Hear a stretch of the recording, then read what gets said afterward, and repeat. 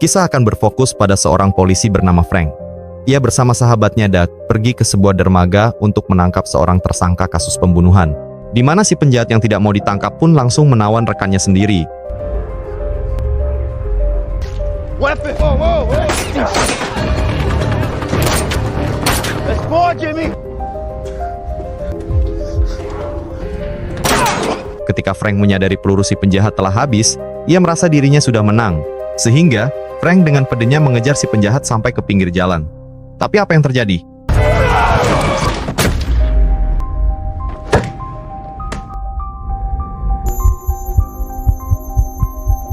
Sebulan dari kejadian itu, Frank menggunakan sebuah alat bantu pendengaran karena ternyata dirinya kehilangan pendengaran akibat kejadian tersebut.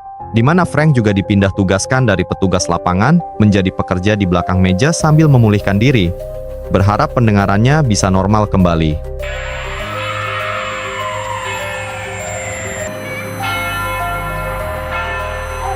Saat sedang bekerja, Frank mendapat video call dari anak perempuannya yang berharap jika sang ayah bisa melihat penampilannya di acara pentas sekolah. Anak yang kerap kali menggunakan bahasa isyarat pun sangat membuatnya sedih. Apalagi ketika alat bantu dengarnya mengalami kerusakan. Ya, Frank tidak dapat mendengarkan apapun termasuk suara putrinya, sehingga ia memutuskan untuk langsung mengakhiri panggilan itu. It's good, you need to.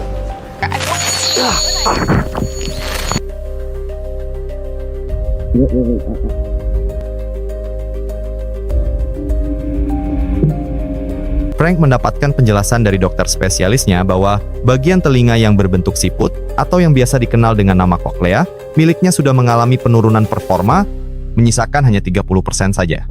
Sehingga, jelaslah sudah jika angka itu telah mencapai angka 0%, Frank akan benar-benar kehilangan pendengarannya.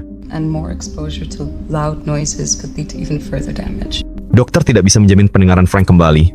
Hanya menyarankan agar dia mulai mempelajari bahasa isyarat agar tidak kesusahan saat berkomunikasi dengan orang lain.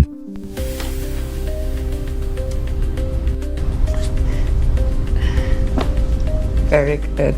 Sepulangnya dari dokter, Frank langsung pergi ke TKP pembunuhan yang saat ini sudah dipenuhi oleh polisi dan petugas forensik, di mana terdapat 2 orang petugas yang ditemukan tergeletak tak bernyawa dengan luka tembak di kepalanya. This guy stumbled upon him about an hour ago, but the medical examiner thinks that the hit happened sometime last night.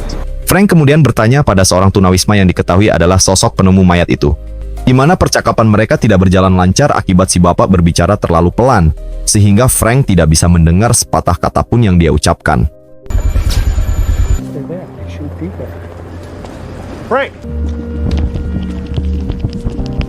Merasa kesal dengan kondisinya saat ini, Frank memutuskan untuk merenung di sebuah bar yang tak terlalu jauh dari TKP barusan. Ia yang saat itu ingin sendirian malah dihampiri oleh Doug yang mengajaknya untuk kembali bekerja di lapangan, menjadi penerjemah dari seorang saksi yang memiliki kondisi sama dengan Frank saat ini. Fuck, what are you gonna do? Witness. Yeah. Bertempat di sebuah apartemen sepi yang sedang diperbaiki, akhirnya mereka bertemu dengan saksi itu yang ternyata merupakan seorang wanita bernama Eva, di mana mereka terlibat sedikit cekcok dengan menggunakan bahasa isyarat, karena Eva merasa kecewa dengan Doug yang tidak membawakan seorang penerjemah untuknya. Hey,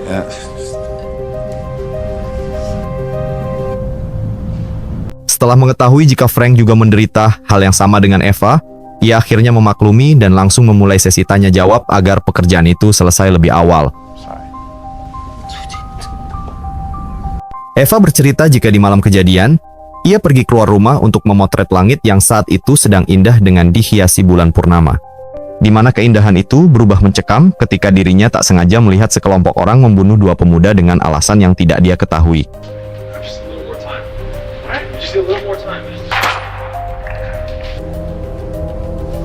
Di tengah momen krusial itu, Eva memutuskan untuk mengabadikan momen tersebut, karena menurutnya hal itu bisa dijadikan barang bukti agar polisi bisa menangkap para pelaku.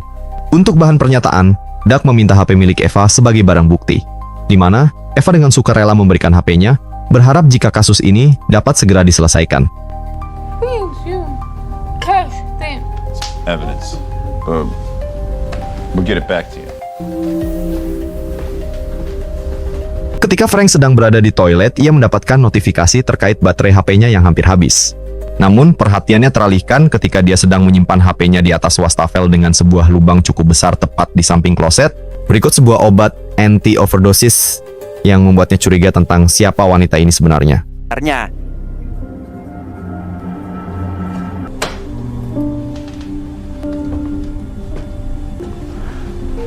I like them. Dark. Di perjalanan keluar dari apartemen itulah, mereka berdua mulai berbincang tentang siapa sosok Eva ini. Di mana Doc mencurigai sesuatu jika sebenarnya malam itu Eva bukan keluar untuk memotret langit, melainkan ingin membeli obat terlarang namun gagal karena penjualnya dibunuh oleh sekelompok orang. You did good. Alat bantu dengar yang Frank gunakan tiba-tiba saja kehilangan sinyal koneksi dengan HP-nya. Sehingga ia memutuskan untuk kembali ke tempat Eva setelah menyadari jika HP-nya ketinggalan di atas wastafel. Sementara itu, 4 orang mencurigakan tiba-tiba saja datang dan memaksa masuk ke apartemen Eva. Di mana Eva yang tidak bisa mendengar pun malah tenang tanpa menyadari jika di belakang ada orang yang hendak meringkusnya. Setibanya Frank di depan kamar Eva, ia menyadari jika wanita itu sedang berada dalam bahaya. Sehingga Frank memutuskan untuk melewati jalan lain demi melihat siapa orang yang sedang bersamanya.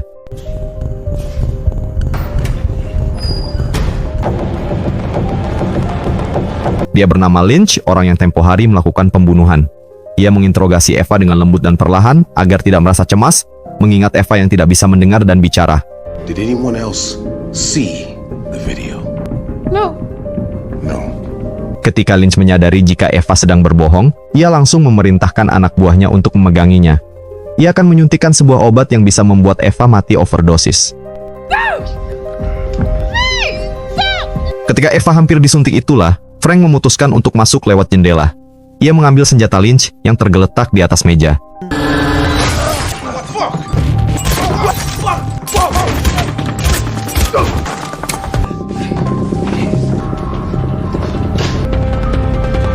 They're on 6. They're on 6. Go to 6.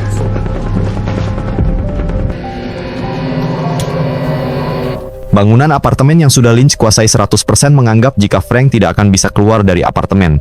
Untuk mempersempit pergerakannya, Lynch meminta salah satu anak buahnya untuk memblokir sinyal agar Frank tidak bisa menghubungi atau dihubungi oleh siapapun. Elevator.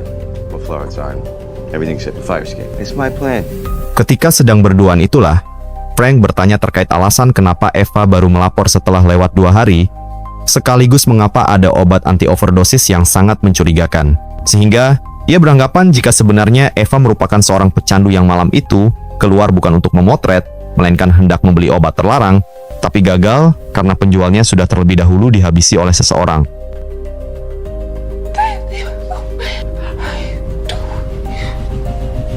Eva menjelaskan jika dirinya bukanlah seorang pecandu seperti apa yang Frank pikirkan, dan untuk obat itu, ia tidak tahu sama sekali dengan alasan kenapa tiba-tiba bisa ada di tempatnya. Namun, satu hal yang pasti, Eva mempertanyakan tentang alasan kenapa para penjahat bisa tahu di mana dirinya tinggal.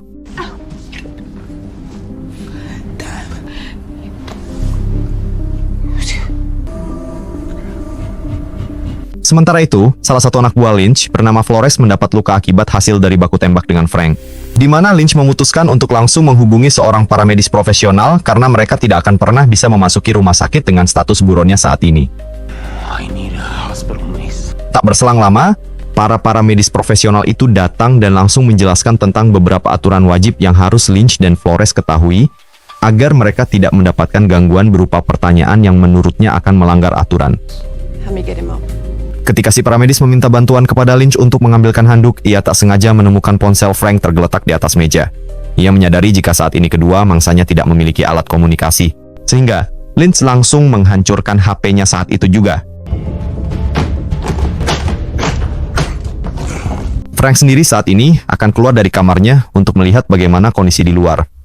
Di mana selembar uang akan menjadi kode rahasia jika ingin masuk kembali ke dalam kamar.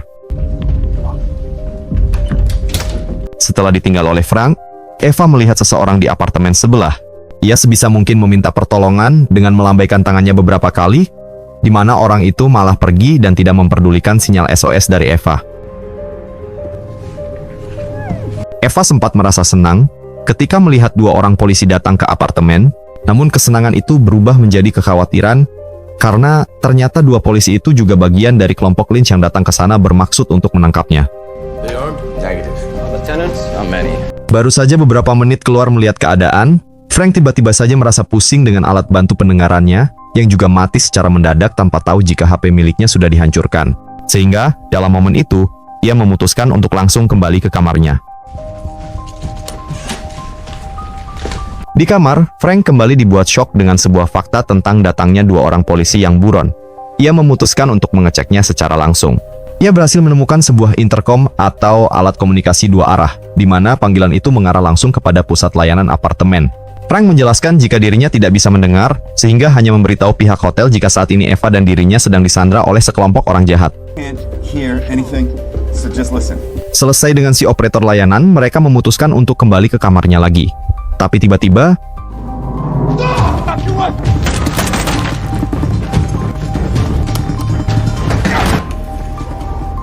Frank menyadari jika di dalam lift terdapat kamera.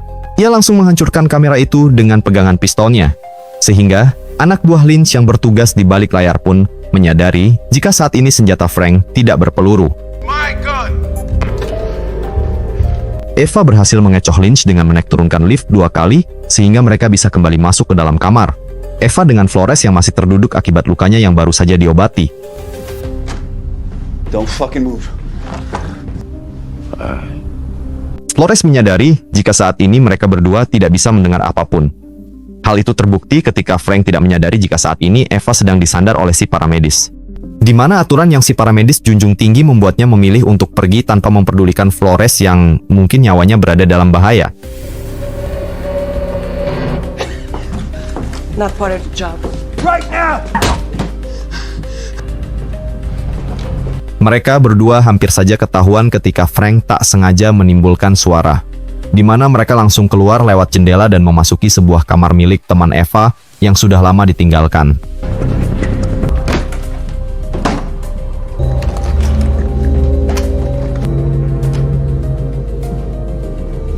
Dari HP yang mereka dapat dari Flores, Frank berhasil menghubungi Doug dan meminta bantuannya agar segera datang ke apartemen dengan membawa beberapa pasukan agar mereka berdua dapat segera dievakuasi. Frank, you got your piece? No. And they're all armed. I'm coming to you right fucking now. Try. Farrell, Potter, get your asses up to 10. Got him now. Di mana Eva yang kebetulan melihat ke arah pintu pun segera memberitahu Frank jika para penjahat itu sedang berusaha menembrak pintu.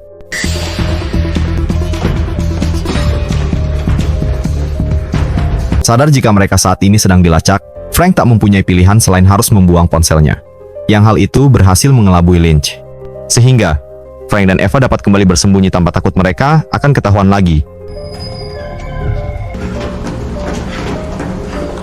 Dengan menggunakan bahasa isyarat, Eva bercerita jika memang dirinya dulu sempat mengalami depresi dan harus terjebak dengan obat terlarang. Sehingga anti-overdosis yang ada di toiletnya memang benar-benar miliknya. Yang kali ini, dia sudah benar-benar insyaf karena tahu jika apa yang dulu dia lakukan sangat tidak bermanfaat.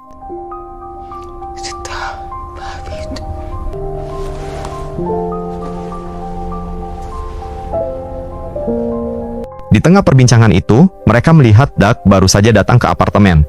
Namun, karena temannya sendirian, Frank memutuskan untuk turun ke bawah dengan menggunakan jalur lift. Bukan secara konvensional, melainkan turun melewati ruang luncur yang sudah terdapat tangga di dalamnya. Mereka harus melompat agar bisa sampai ke tangga besi. Namun, sebelum melakukan aksinya itu, Frank malah tertangkap oleh si polisi jahat.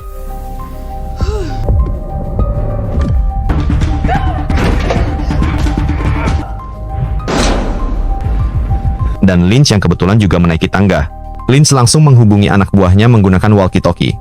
Ia malah mendengar suaranya sendiri tepat di atas kepalanya. Yang ketika dicek, rupanya ada si polisi yang sudah babak belur dan memberitahu jika Frank saat ini sedang menuju ke arah lobi.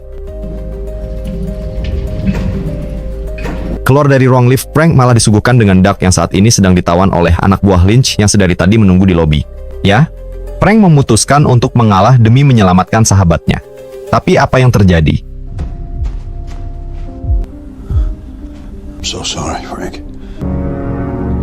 This is on you, Frank. All of this is on you. Sesampainya di kamar Eva, Doug yang masih menghargai persahabatannya pun menawarkan sejumlah uang sebagai tutup mulut. Di mana Frank yang terdesak pun memilih untuk mengambil uang itu. Ia langsung dibawa pergi untuk membawa uang yang dimaksud. It's either this or it's this. I won't $50K up front. Let's go. Ketika sedang berada di dalam lift, Frank mulai mengamati sekeliling berikut dengan tingkat kewaspadaan mereka, di mana Frank nekat untuk kabur dan sempat mengambil senjata milik si polisi sebelum akhirnya berhasil lolos dari mereka. Kemudian, Frank pergi menemui Eva yang saat ini berada di ambang kematian. Ia segera memberinya obat anti-overdosis, berharap Eva bisa kembali sadar. Hey!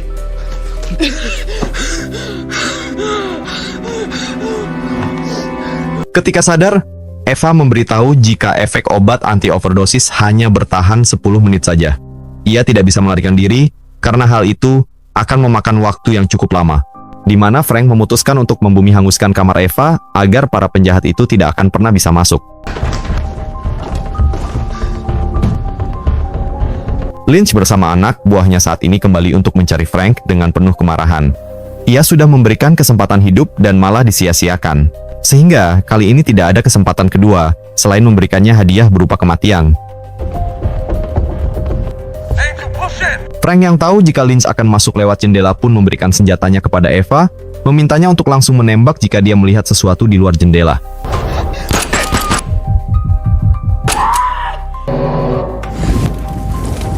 Flores yang awalnya akan mendobrak pintu, memutuskan untuk kembali mundur setelah mengetahui jika Frank sudah membakar kamarnya. Apalagi setelah mengetahui jika petugas damkar lengkap dengan para polisi sudah berdatangan, ia tidak bisa mengambil risiko dan memilih untuk meninggalkan pemimpinnya sendirian. Frank sendiri ternyata memiliki jalan untuk kabur. Ia memperbesar lubang tikus yang berada di samping kloset Eva, di mana jalur itu juga berhasil diketahui oleh Lynch yang langsung memasukinya. Tetapi,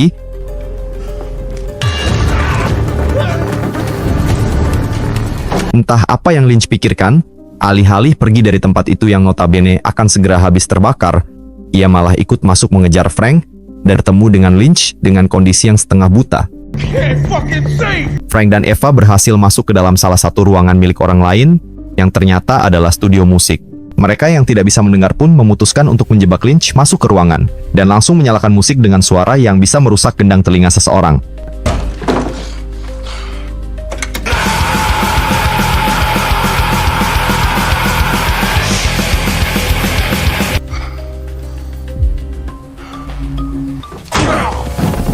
Frank segera keluar untuk meminta pertolongan, menyerahkan Eva kepada petugas medis, berharap masih bisa diselamatkan. Di mana Frank sendiri tampak hulang-hulang karena tidak bisa mendengar apapun meski situasi saat ini sangat berisik. Singkat cerita, Frank ditemani Eva datang ke pentas untuk melihat sang anak bermain musik. Ya, ia tetap senang dengan pertunjukan itu meski telinganya tidak bisa mendengar suara indah yang dilantunkan oleh sang putri. Dan film pun selesai.